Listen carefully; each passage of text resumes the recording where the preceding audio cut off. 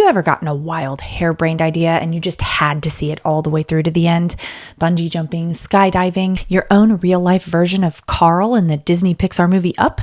Today we dive, or I guess soar, into the story of one man's daring and, well, kind of illegal escapades involving a chair and some helium balloons. Get ready to be inspired as we explore the fascinating tale of determination and adventure that led one balloonatic to float among the clouds. Welcome to Capers and Cocktails, a true crime podcast that doesn't take itself too seriously and gives you something to enjoy while you listen. The following content may be disturbing to some. Discretion is advised. If you're enjoying one of our themed cocktails, ensure you're of legal drinking age and have fun, but drink responsibly. Daniel Boria had been planning for months for his epic, high-flying, literally, stunt. The 27-year-old set the date for his flight strategically, July 5th, 2015. On that date, the famous Calgary Stampede chuck wagon races were taking place. If you, like me, don't know one thing about the chuck wagon races, well, let's just hop down this rabbit hole together, shall we? Chuck wagon racing is an equestrian rodeo sport that started in Canada and is full of fast-paced action and daring maneuvers. In this sport, drivers sit in a chuck wagon, a type of wagon historically used for cooking on cattle drives, and are pulled by a team of powerful thoroughbred horses. The drivers are supported by outriders who race alongside the chuck wagons on their own individual horses. Each chuck wagon race typically involves 3 or 4 teams, and the race begins with the outriders breaking camp by tossing 2 tent poles and a barrel representing a camp stove into the back of their wagon. They then mount their horses and follow the wagons as they complete a figure 8 around 2 barrels before circling a racetrack. The first wagon to cross the finish line usually wins, although time penalties are given for various infractions. Sounds pretty cool. The sport is particularly popular in the prairie provinces of Canada. The most prestigious of these events is held annually at the Calgary Stampede, known as the Rangeland Derby, where the total prize money exceeds $1.5 million US. But this is not an episode about chuck wagon racing, although it sounds like maybe we should do one if I can find any capers about chuck wagons. I probably could.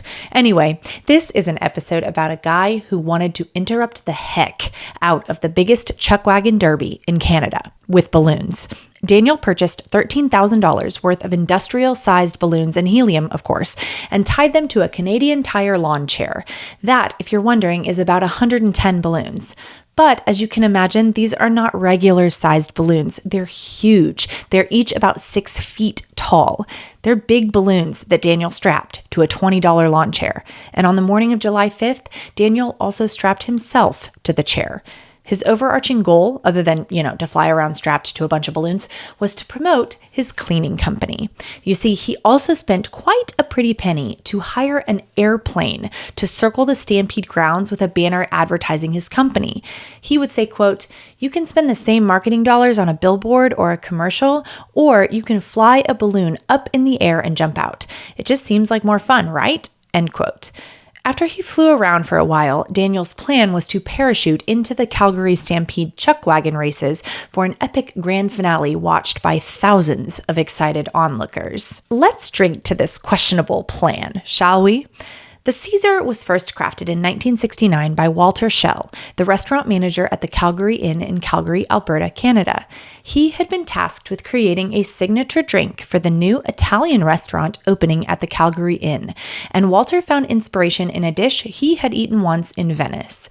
The dish was spaghetti with tomato sauce and clams.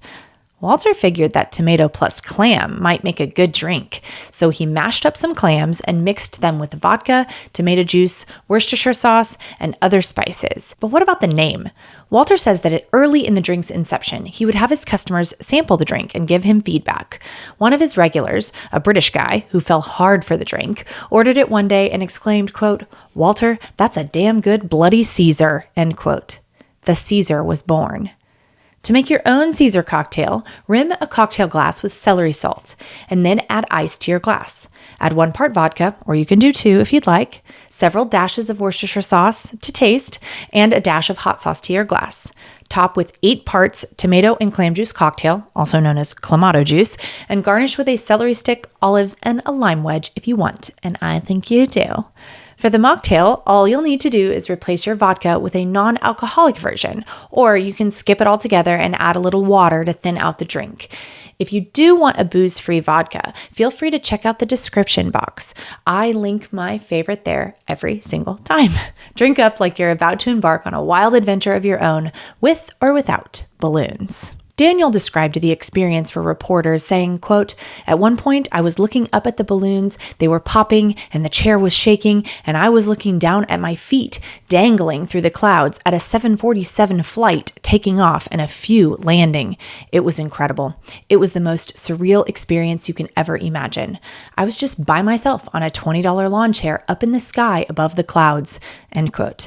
Unfortunately for Daniel, weather foiled his initial plans. Winds drove his landing a few kilometers away from the stampede in an industrial field in the city's southeast. Daniel would say, quote, "I watched below as the stampede and my dream drifted away," end quote. He somersaulted out of the chair and parachuted down to safety after the balloons took him too high. As soon as he landed, having only suffered a sprained ankle, he was taken into custody by law enforcement officers who had literally just been watching him ever since he was seen flying above the stampede grounds. Why did they arrest him? Well, apparently, flying around like that is totally illegal.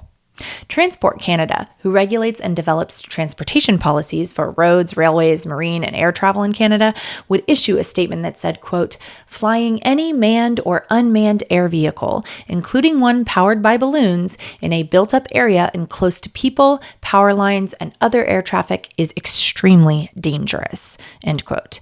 Inspector Kyle Grant would say, quote, "I don't think any publicity stunt is worth your life, nor obviously the life or property of somebody else. I think you will end up out of pocket quite a bit. It probably would have been cheaper to get a billboard," end quote. So Daniel was detained on Sunday night and then released on Monday morning, charged with 1 count of mischief causing danger to life. Daniel, who was surprised that they were pursuing the case so aggressively, ended up pleading guilty to the crime in December of 2016. He was ordered to pay $26,500 in fines during his sentencing hearing on May 12, 2017. The prosecutor and defense attorneys actually agreed that Daniel should be fined $5,000 and make a $20,000 donation to the charity of his choice. Daniel chose the Veterans Food Bank and the Royal Canadian Legion's Poppy Fund for his donation. Provincial Court Judge Bruce Fraser called Daniel's stunt dumb and dangerous and unconscionably stupid.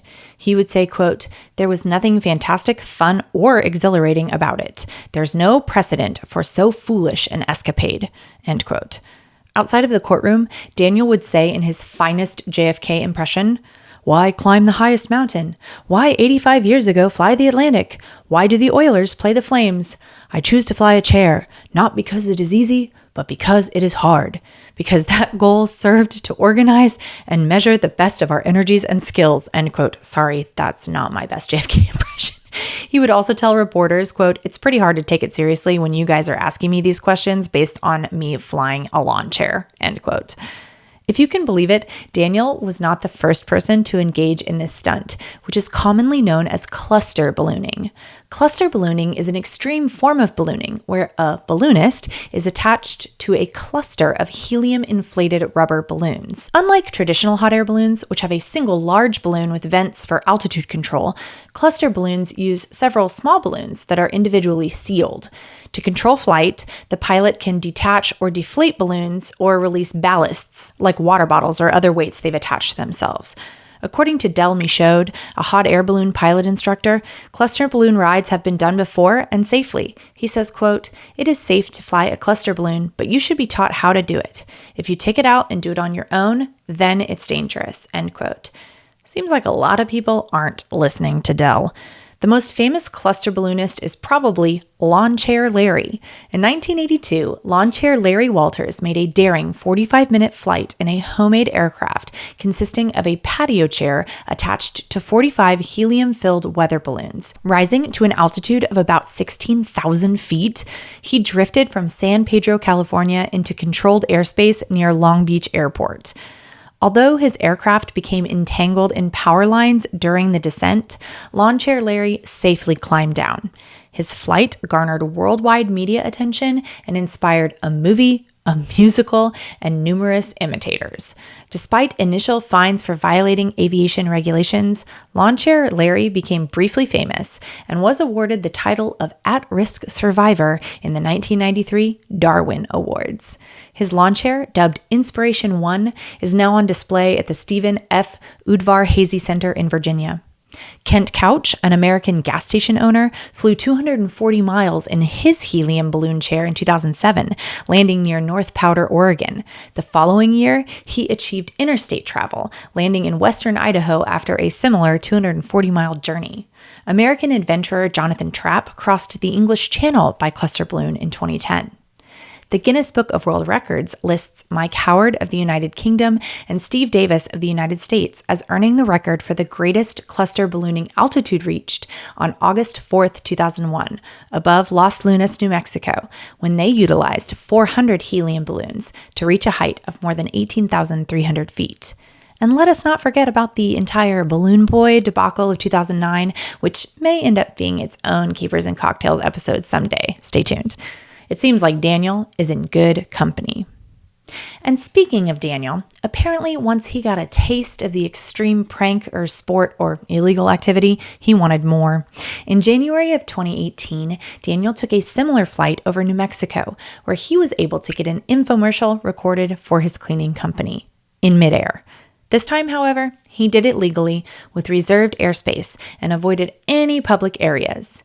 Even though he thinks he made it up a few thousand feet, things went wrong again when balloons started randomly popping. According to Daniel, quote, "I noticed the chair started coming down. I had no idea if I was high enough to pull the parachute. I ended up riding the chair down to the desert," end quote.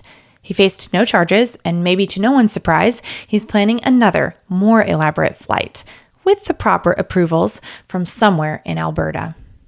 Thanks for hanging out with me. Next week, we're hopping straight over the United States to commit a crime in Mexico City. Okay, not us. We're not committing any crimes, but we are making a drink I'm very excited about, the Cantarito.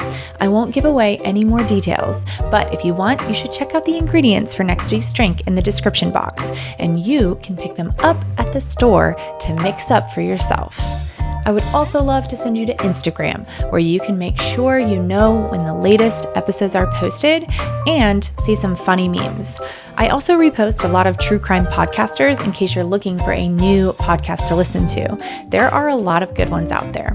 I'll see you next week, and remember, there are always alternatives to strapping yourself to $13,000 worth of industrial balloons and helium and hanging on for dear life.